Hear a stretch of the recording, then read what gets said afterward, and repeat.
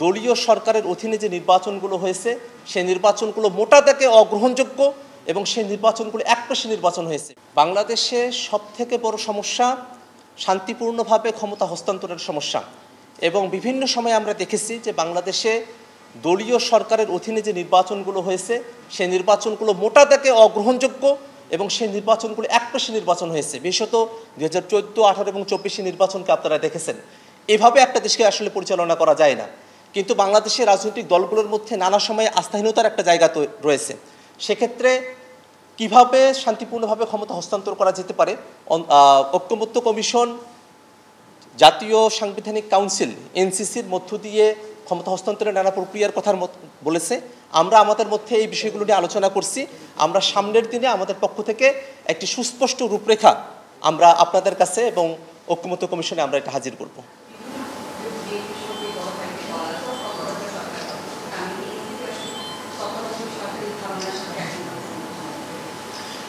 বর্তমানে আমরা যে অবস্থার মধ্য দিয়ে যাচ্ছি, আমরা এর আগেও বলেছি যে সেই সরকারকে তত্ত্বাবধায়ক সরকার বা অন্তর্বর্তীকালীন সরকার যে নামই দেওয়া হোক না কেন, তার পূর্বে যেন নির্বাচনকালীন তত্ত্বাবধায়ক সরকার বা নির্বাচনকালীন অন্তর্বর্তীকালীন সরকার হিসেবে সেটাকে নামকরণ করা হয়, যাতে করে সেই সরকারগুলো দীর্ঘ সময়ব্যাপী ক্ষমতায় থাকবার যে মানুষ সেটা কমে আসে এবং একই সাথে তারা শুধু নির্বাচনের ব্যাপারেই তাদের ফোকাসটা রাখেন। এই ব্যাপারে আমরা জোরারোপ করছি, কিন্তু তার পন্থা কী হতে পারে সেই বিষয়গুলো নিয়ে আমাদের মধ্যে এখনও আলোচনা চলমান রয়েছে।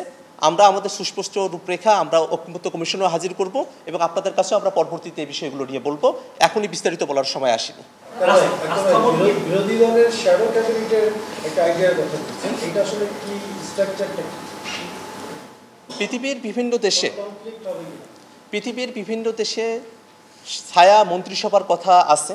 বিশেষত আমাদের মতো দেশগুলোতে যেখানে আসলে যারা ক্ষমতায় আসেন এবং সরকার পরিচালনা করেন, তারা একক কর্তৃত্বের মধ্য দিয়ে যেভাবে সরকারকে পরিচালনা করে থাকেন, তাতে করে সরকারের জবাবদিহিতা আসলে নিশ্চিত করা সম্ভবপর হয়ে ওঠে না।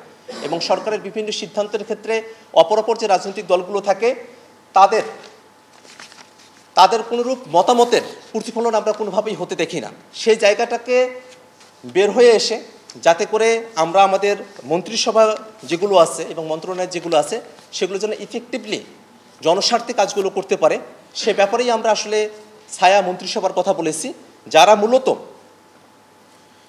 সংশ্লিষ্ট মন্ত্রণালয়ের কার্যক্রমগুলোকে নিয়মিতভাবে পর্যবেক্ষণ করবেন, সরকারের নীতি নির্ধারণ ও প্রশাসনিক সিদ্ধান্তের সমালোচনা ও বিকল্প প্রস্তাব উত্থাপন করবেন, সংসদে বিশেষজ্ঞ মতামত দিয়ে আলোচনার মান উন্নত করবেন এবং জনমত গঠনে সরকার বিরোধী অবস্থানকে তথ্যভিত্তিক এবং প্রাতিষ্ঠানিক রূপ দেবেন।